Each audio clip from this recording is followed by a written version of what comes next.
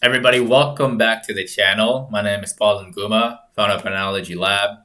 In today's video, we're going to be talking about a stock that is about to go crazy tomorrow and why you should be keeping it on your watch list for sure. And I'm also going to be answering some of you guys' questions for those of y'all who dropped your stocks of interest in the comment section of last night's video. So without further ado, let's get started.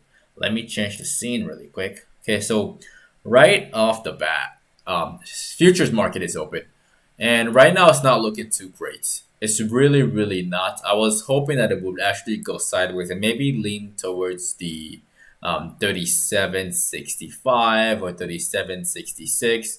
I wanted to just give it just a little bit more time before I start recording and just to see exactly what it does. But right now I'm kind of neutral on the SPY.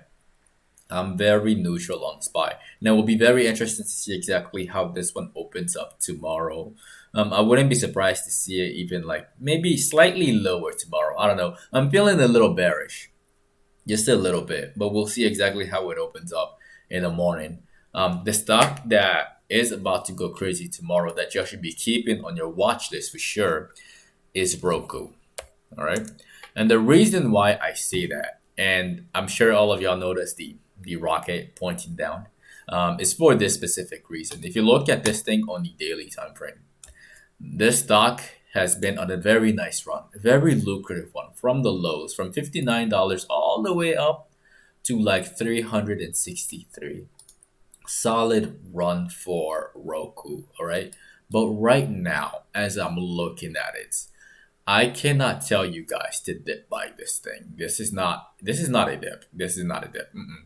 I think this thing is gonna be dipping a lot more. That's exactly what I think. Again, this is my very honest opinion. I would never dip buy this thing. It's just not low enough and looks really exhausted, in my opinion. And if you change the time frame to the, let's do 15. Yeah, if you change the time frame to the 15, you can see that like over here the stock just collapsed. So many sellers got out here, all right, and then short sellers added to their position. And every single time the stock tries to recover, they just keep pushing it down lower and lower.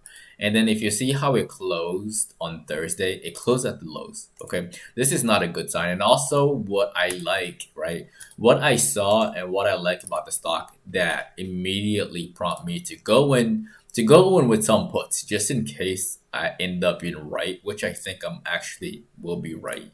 We'll see how it opens. Is because of this bearish pennant on the chart. As soon as I saw this thing collapsing at 333, I had to get in on this one, and I really could not resist. And honestly, if I'm wrong, I'm perfectly fine losing money going short. That's perfectly fine. Like I don't mind being wrong on something that looks too clean for me to not get in. I don't mind it at all.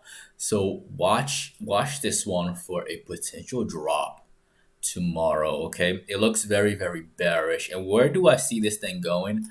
Honestly, there is so much room over here. All right. And let me know in the comment section below where you think Roku is gonna go. All right. Just drop it in the comment. What number do you think Roku is gonna go tomorrow or by Tuesday? Just leave it in the comments. So that is my very honest opinion of Roku. Again, very bearish on that one. Now let's talk about you guys' stocks of interest. The very first one that we're going to be talking about is PEIX. All right, and PEIX, that one was featured on this channel a while ago after this wonderful shorting opportunity over here, right? Wonderful shorting opportunity, easy money. We caught the top and then we just let gravity take over, right? And right now, it tried to bounce. It tried to make multiple bounce on this level of resistance. Yeah, on this level of resistance. And right now, it's not looking good. Honestly, I think this line might crumble. I think it might fall to like $4, maybe even 350. So I'm not bullish on this one. It's looking kind of weak. Buyers constantly try to push it up, but it's just not going. It's just not going in their favor. And watch this thing and see exactly how it opens up.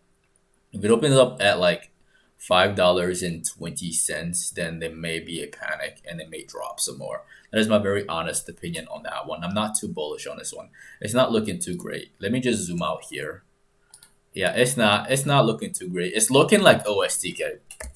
All right, and for those of y'all who've been following the channel, this is OSTK on the weekly chart. It's looking like that actually.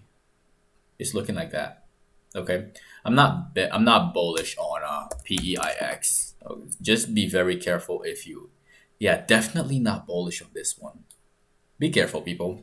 Again, be careful if you're going long on this one. That's really all I gotta say. I'm bearish on it. The next one that we're going to be talking about is LYFT, Lyft.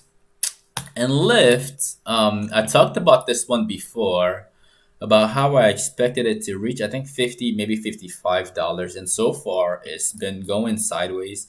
This right here is really, really boring. Nobody wins here. And where I think it's gonna go, honestly, I honestly don't know. I can't go on either, like in either direction. It's looking kind of like it's gonna roll over. Like I wouldn't be surprised for this thing to like tumble a little bit to like 40. I wouldn't be surprised. All right. But at the same time, I'm on the cautious side. I just want to see exactly what happens and how it behaves. And if you look at the bottom, like the volume is fading, which is not really good for longs. Longs want more volume and they want more price spikes. Kind of like this one right here. You see that candle right there? If you look at the bottom, huge. And this is like double the size of the previous candles. Okay, just that one candle right there. And what happened after that was a huge surge. So just watch it to see exactly how it does in the morning. It is at a previous level of resistance. Okay, it is right at the previous level of resistance. So be careful if you want to buy this thing. I personally wouldn't put my money on this thing. Not yet. It's just not too clear for me. All right, the next one that we're going to be talking about is JMIA. And JMIA reached a previous level of resistance and failed. And it collapsed pretty badly. And right now it's not looking too great. It's really not looking too great. If you change this thing to the 4 hour, right, and then there was a very nice ascending triangle over here. Broke out nicely. It went all the way up there and then immediately fell. Now this is again at a very critical point. This part was predictable. Again, for those of you who have been watching the channel, I did warn you guys that I think it was before Christmas Eve that this thing was gonna tank all the way down to like the resistance line and then bounce. It did bounce, and then this right here is causing a lot of worry, and that's why you guys asked about it in the comment section. I'm gonna let y'all know right now if it breaks below $39, you should be worried. Like if it breaks below $39, we might see this thing tank all the way down to like 30, maybe even 27. All right, we want this thing to either stay in here and then gradually go up. All right, and then if it goes up, then it gives the buyers more confidence to keep buying in and bring the stock all the way up to $60. That's what you really want. But right now, it is it. I can see the level of concern and why somebody might be concerned about this thing. Right now, again, being on the sideline is not too bad until the stock does exactly what you want, which is to either break above here, above $45 with some strength. That way we know that it wants to go up to 60. But if it doesn't do that, then just be very cautious because it could collapse all the way back down here to like 33 and maybe even $30. That is my very honest opinion for Jumia. The next one that we're going to be covering is Best Buy. All right, and as for Best Buy is not looking too good. There was a bullish engulfing candle right there. All right, and this was an easy game, but after that day, it immediately went down, gave up its gains, went sideways, and right now it's slowly fading. It's not looking too great. It's really not, and I wouldn't be surprised to see this thing continue on further downward, probably to around like $90. Yeah, just be careful on this thing. And if you let me change the time frame to the 15 again. Yeah, this is not good. This is not this is not good. Be very careful, people. Be very careful. It's on the bearish side. It looks very, very good for short sellers to get back on this thing, right? The same short sellers who were up here, they're very tempted to get back on this thing as they drive the stock down even lower. So be very careful on that one. And that's really all I gotta say about Best Buy. Cho, if you got value from the video, definitely destroy the like button for the YouTube algorithm as always. If you are new to the channel, definitely click on subscribe and click on the notification bell along with all notifications. That way you don't miss out on these post-market analysis videos, which are released every single day in the afternoon, and the pre-market analysis videos, which are released from Monday through Friday at exactly 8:15 a.m. Central Time, 15 minutes before the market opens. If you're not following us on social media, you can find me at Paul Nguma and at Patternology Lab on Instagram and on Twitter. I did put something on Twitter, so definitely check that out. Also, if you are new to the market and you would like to get started trading, I left some step-by-step directions in the description of the video below.